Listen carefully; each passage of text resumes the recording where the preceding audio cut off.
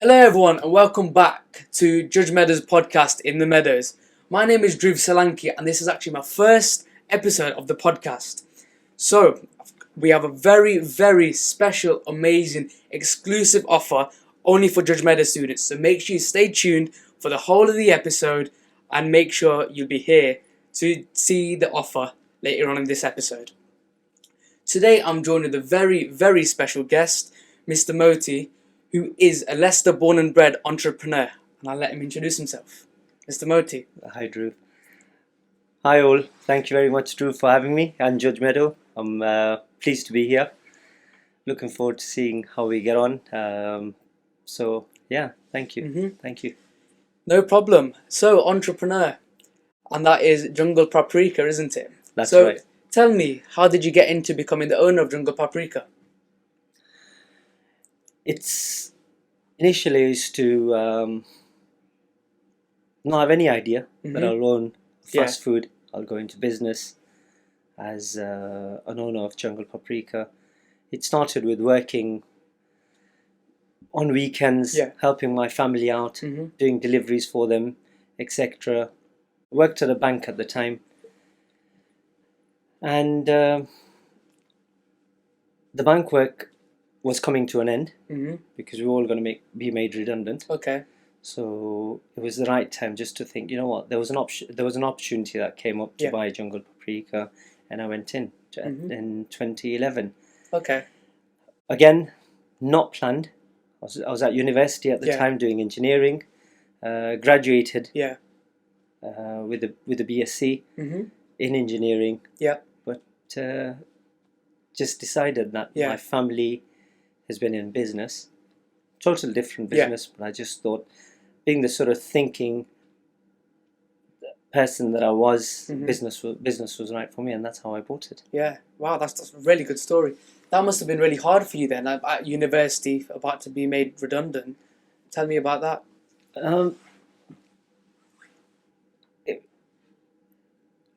You take things in your stride, and I think that's how I took it at that time. Not really being young, versatile, not worried. I was always, you can say, a jack of all trades. Yeah. So while I was at university, I worked initially as a call center staff. Okay. Yeah. In the bank, and then moved up to the floor duty manager, and then I became a manager there, and I had a small team myself. So while I was at the bank, I was at university before I went full time, and I always used to have an online business as well. Okay. So I had a small online business. So I knew that things would change, and I was very, very adaptive. And one word of advice is never be scared. Yeah. At the end of the day, if you're scared, and change will happen over years. You're young. Yeah. So it's still early days for you, but there's no reason, if something changed for you, you should never be scared of that change. 100%. And that's what I'd suggest. So, in regards to, was I scared? Was it a big change for me? Worried about being redundant? Maybe if it was later in my life, if I was maybe at a life when I was slowing down, etc. Maybe later on in life, it's worrying. But when you're young, hard work, and the determination you have, it wasn't a worry for me at all at that time. So from a student to all the way to an entrepreneur, it must have been. So tell me about your story, right from the start. So as I mentioned to you before the podcast, I'm born in Leicester. I moved when I was very young to Kenya. I know you've got a few links to Kenya, but I moved to Kenya when I was approximately 3. Wow. Okay. So my dad initially used to work here when I was born, and then he moved to Kenya to go support his dad in his family business. Your younger years, my primary education was predominantly in Kenya, and I came back in 1999, maybe stroke 2000, and straight into year 10. Wow. So big culture shock. So you imagine you just literally, you're in year 11, Drew. Yes, yeah. And what you do is you just gone away for 10 years and then come in and join Judgemeadow at year 10. I couldn't believe to imagine that.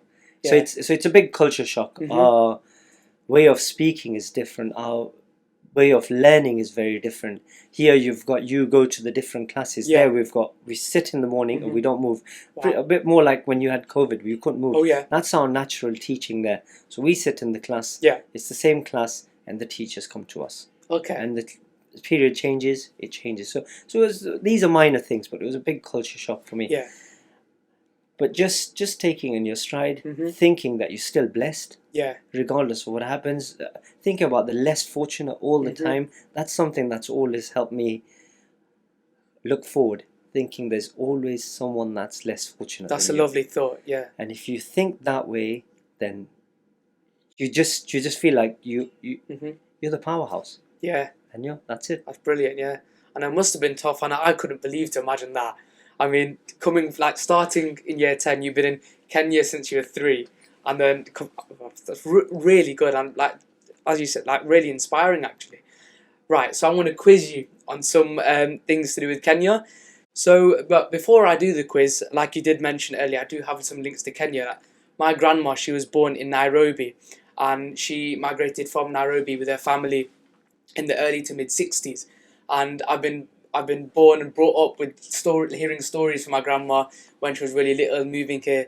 And like you said, it was a huge culture shock and huge change. So back to the quiz of Swahili and Kenya. So Swahili is the majority language spoken in Kenya. So the first word is jambo. What do you think that means? I think you're going easy on me. Jambo is probably the most common Swahili Swahili word used all over the world and used in songs, etc. It's hello. Jambo hello, that's simple. Right, that is right. The second word is nyumbani. Nyumbani is house. House, that's right. House. And then you've got nyumba is home.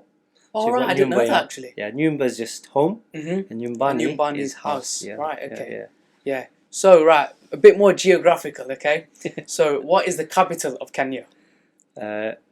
Kenya's capital is Nairobi. That's correct. Yeah, so my grandma was born in Nairobi. Yes, that's where I lived. So when I moved to Kenya, my dad used to live in, well, all of us, my mom, my dad, we all lived in Nairobi. It's the capital. Yeah. Lovely city. Lovely, definitely. Yeah. Have you been back since? I went to Nairobi back in 2014. Okay. My dad was unwell at the time. Oh, okay. He moves between UK and Kenya, so he still has some business affairs in Kenya. So I went back to Kenya for a couple of weeks. It's changed immensely. Yeah. Immensely. I couldn't recognize some of the areas. Oh, wow. But if someone was to visit Kenya, then I'd definitely suggest our coastline. So we've got 500 kilometers of coastline. Wow. We've got city, Mombasa. Absolutely beautiful seas. Beautiful seas. And I've actually not been to Kenya, but that's somewhere I really like to go. So hopefully in the future, after I finish my studies, maybe Kenya is maybe a place to go actually. You've got roots from there. You've got roots from Nairobi. So there's the Masai Mara, which is the wildlife park. Yeah. Natural, very natural, very big, and it's amazing. Yeah. Definitely. There's some if you want to have a different holiday, then Kenya's a place to go. Definitely. And we've got Kenya. So Kenya is very famous for one of their Olympic Games. So what sport do you think that is? Long distance. That's correct. Very good. At the 5,000 meter. Anything over 1,000 meter, Kenya is very competitive. Yeah, and I love watching the Olympics. Yeah. Do you like watching the Olympics? Yes, I like. Yeah, it's just one of those times where everyone gets together. That's the main thing. Everyone gets together, and so many different cultures as well. Yes. Yeah. Yes. Yeah. Definitely. That's one of my favorite things about the Olympics, as it is. Yeah. Yes, as we mentioned, Olympics, sports, and Kenya. Moving off the side of Kenya for now. The entrepreneur side of you. So I did a bit of research, and it said that as of 2020, there are 5.9 million small businesses in the whole of the UK, and that 91% of the UK entrepreneurs succeed in their first year. So a lot of entrepreneurs, they start from different backgrounds. Some start with a bit more, some start with a bit less. And as you mentioned earlier, that you started off as a student in university, working in a bank, and moving up to becoming an entrepreneur of one of the most favourite restaurants in Leicester. Thank you. If I may say so. So what advice would you give to us students about if we're interested in opening our own business?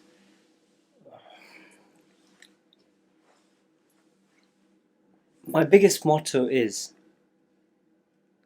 number one, respect. Respect, yeah. It goes without saying. If you respect everything that's around you, with you, and nothing comes without hard work. Yeah. So hard work, and there's a saying, no pain, no gain. We were talking earlier, and you said, you know what, you want to get your blood, sweat, tears, everything into something. Once you do that, and you do succeed, it's that internal satisfaction, sense of accomplishment, isn't it? Yes, exactly. Yeah. You've got this accomplishment. You've done it. And unfortunately, not everyone wants you to succeed. So you've got to remember, sometimes you've got to do it yourself. And my parents worked very hard, give us the best education,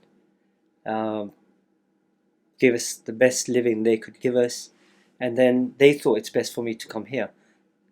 But I had to work hard. I had to work hard, like I told you. So I went to Lancaster Boys. I used to get two buses. Okay. So I used to get two buses in the morning. But I didn't think it was... So some people tell me, oh, how did you do two buses? You'd have to wake up an hour early. It's normal. It's normal. So some people think, oh, you know what, we've got it hard. We've got to travel from here. We've got to go to town. We've got to... I did that. But it all goes around. So what happens? If you put that commitment, you put in that hard work, it'll all pay off. So whoever's listening to this and they feel they feel very strong about something. They feel they want to achieve something. Try.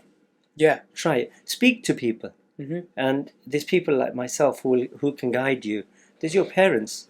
They might think, if you don't feel comfortable in speaking to your parents, there's your teachers. They're your role models. 100%. So you've got a lovely set of teachers. You can tell you can give them the ideas. You've got the options, the career advice. I went to that, and initially when I was younger, I wanted to become a pilot. Did you? Yeah. Oh, yeah. Brilliant. And I thought that's it. That's what I want to do. And I went to join the RAF, and I thought I'll go down that. But everything changes. So this was when I was 15, 16. Your career's advice. So don't be stuck on something. Don't be disheartened if something doesn't happen. Doesn't work out. Because something better could be waiting for you. I believe in that. Some people say, oh, I wish I was 16. And my wife says that. She said, oh, I wish I was 16. And I said, no. I said, I'm happy where I am because I've got lovely kids. I've done what I've done in my life. Yes, some things are right, some things are wrong, but you just appreciate being here and the experiences. So again, going back, sorry to your question, sorry to divert slightly. No worries. Hard work and respect. 100%. Do that and you won't go wrong. 100%. So here at Judgemeadow, we really believe in the concept of hard work. So a lot of teachers, especially Mr. Smith, and a lot of the senior leadership team and our teachers here, we really believe in the fact that the hard work you put in is what you'll get out of it, is the result you'll get out of it. Definitely. So take GCSEs, for example. We're at secondary school, so we'll be doing our GCSEs. I'm in year 11, I'm doing my GCSEs now.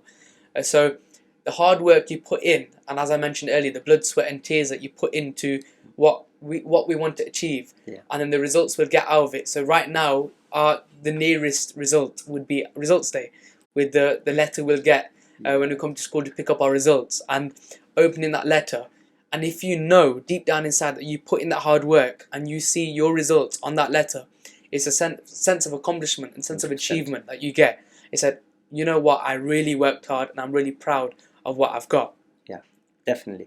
And that's, in a nutshell, you've put it perfectly there. Yeah. That's it. So, thank you very much for speaking to me today, Mr. Moti. And Judgemeadow, everyone, I believe Mr. Moti has an offer for us. Mr. Moti, over to you. That's right. I want to give back something to the students here, the teachers, the full team at Judgemeadow. I think you guys are doing a brilliant job here. I've just had a walk around with Dhruv of your school. Some exceptional work happening in the school and around the school. And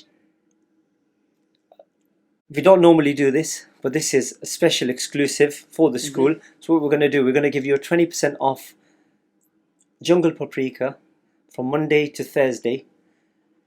It starts next week, which is the 3rd of October, and it'll run all the way to the end of your half term, 20th October. So that gives you 3 weeks, Monday to Thursday, anytime between 12 and 6. If any of you come in, show us your lanyard. Doesn't matter what your order value is. It can be as small or as big as you want, and you get 20% off the whole value of that order. So I hope some of you can enjoy that. That is lovely, Mr. Moti. Thank you very much. And everyone watching today's podcast, I'd like to give you a huge thank you very much for watching. And as Mr. Moti said earlier, please, this is an exclusive offer just for us Judgemeadow students, staff members, teachers. So make use of this offer. And if you do see Mr. Moti there at Jungle Paprika, please make sure to say hello, thank him for the offer, and hopefully you all have a great day, and thank you very much for watching. See you later.